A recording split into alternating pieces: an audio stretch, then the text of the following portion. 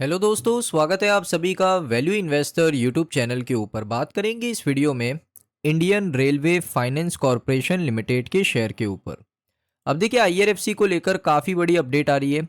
Merger से related update मैं आपको देने वाला हूँ। साथ में यहाँ पर दोस्तों पीएम मोदी ने एक बड़ी घोषणा करी है, उसके ऊपर भी बात करेंगे। वीडियो काफ़ी इंपॉर्टेंट होने वाला है क्योंकि बजट के ऊपर भी इस वीडियो में हम बात करने वाले हैं। आईआरएफसी का शेयर 121 रुपये पर यहाँ पर आ चुका है। अब यहाँ पर 121 रुपये पे थोड़ा सा आज के सेशन में आपको कंसोलिडेट करता हुआ देखने को मिला कि यहाँ से दोबारा से एक जंप आएगा, उसके ऊपर बात करेंगे। वीडियो बहुत इंपॉर्टेंट होगा, ध्यान से देखना। एक एक टॉपिक को हम एक एक करके ही कवर करेंगे। बिल्कुल आसान भाषा में मैं आपको एक्सप्लेन करूंगा कि शेयर में तेजी क्यों बन रही है और आगे जाके यहाँ पर एक्सपेक्टेशन क्या है मार्केट की आईआरएफसी से, रेलवे बजट से, उसके ऊपर बात करेंगे। सबसे पहले बात करते हैं पीएम मोदी की सरकार क्या प्लानिंग कर रही है।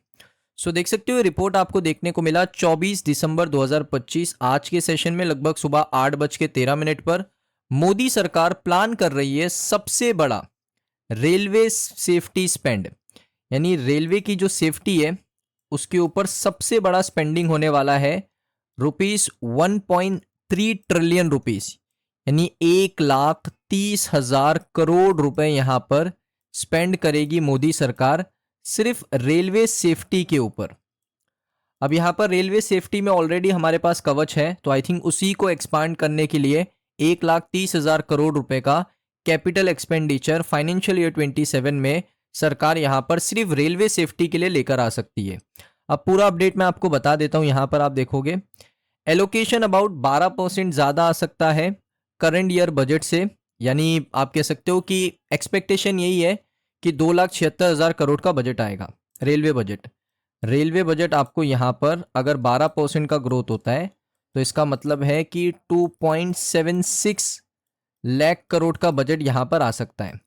अब ये बजट में से आप कह सकते हो कि 1,30,000 करोड़ रुपए तो सिर्फ यहाँ पर सेफ्टी के ऊपर स्पेंड सरकार कर सकती है।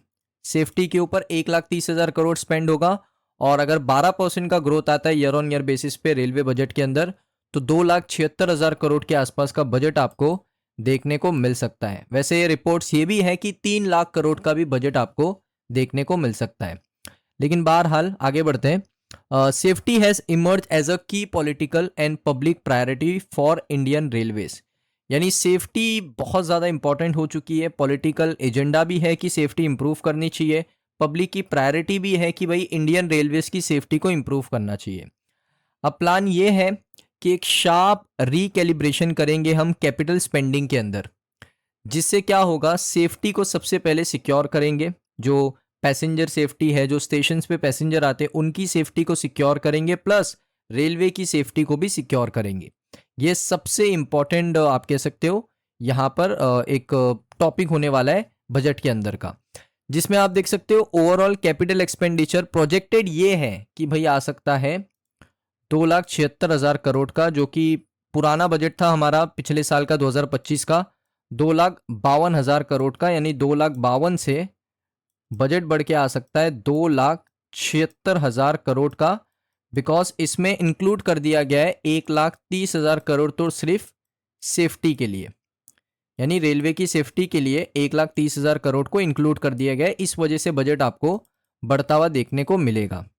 उसके बाद यहाँ पर आप देख सकते हो बहुत सारी ऐसे इंसिडेंट भी यहाँ पर शेयर किए गए, जैसे एक्सीडेंट के जो रेट्स है रेलवे में बढ़ते जा रहे हैं।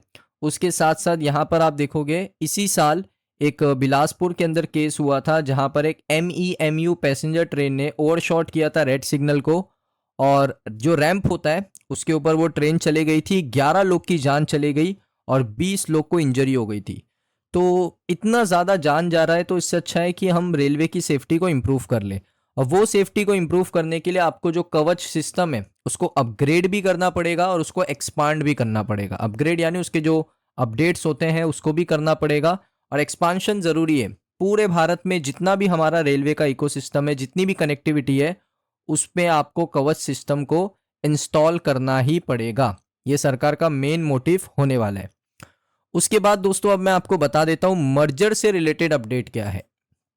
आप देख सकते हो बजट 2026 क्यों इंडिया मर्ज कर सकता है रेलवे बजट को यूनियन बजट से, समझते हैं दोस्तों। अब यहाँ पर मर्ज की बात चालू हो चुकी है, तो मैं आपको सबसे पहले बिल्कुल शॉर्ट में बता देता हूँ 3 टाइमलाइन। सबसे पहला टाइमलाइन, फाइनेंस मिनिस्टर ने यूनियन बजट की तैयारी शुरू कर दी है। सिटीजन से बातचीत कर रही हैं, वो सजेशन ले रही है पॉलिसीज के ऊपर। उसके बाद बजट से पहले निर्मला सीतारमन ने एक प्री बजट मीटिंग रखी थी, जिसमें कौन कौन आया था? जिसमें आए थे इकोनॉमिस्ट, फार्मर्स और एग्रीकल्चर एक्सपर्ट्स। 2016 के अंदर सरकार ने मर्ज किया था रेलवे और यूनियन बजट को, क्योंकि उनको फाइनेंस को बिल्कुल सिंप्लीफाई करना था और कमिटी का रिकमेंडेशन भी था ये। तो ये 3 पॉइंट्स के ऊपर बात करेंगे। सबसे पहले मैं आपको बता दूं, जो मैंने आपको बताया वो बिल्कुल एक्यूरेट है। अब मर्जर क्या होता है रेलवे बजट और यूनियन बजट का, मैं आपको बता देता हूँ। 2016 की बात है, गवर्नमेंट ने डिसाइड किया था कि वो रेलवे बजट और यूनियन बजट को साथ में पब्लिक करेंगे, लोगों के सामने रखेंगे।